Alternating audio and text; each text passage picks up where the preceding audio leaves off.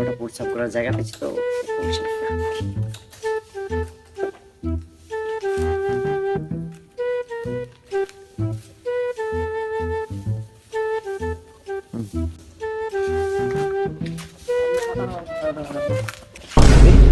ওই যে প্রস্রাব করলাম ভাই,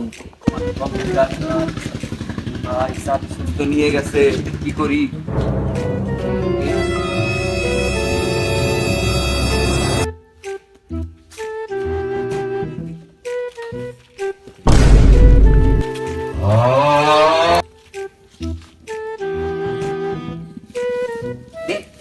আমার গাড়ি কো আল্লাহ, আমার গাড়ি তো নিয়ে গেছে আর একজনের গাড়ি।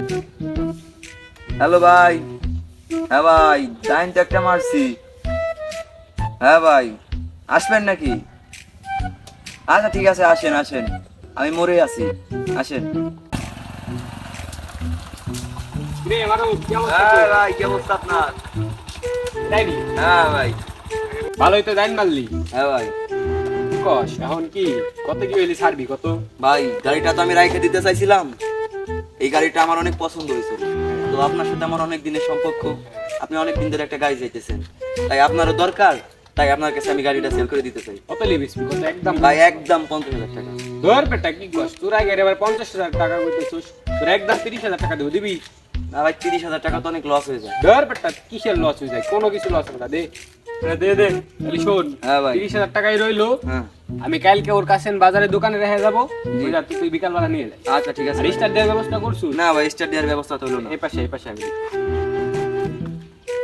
দেখেন।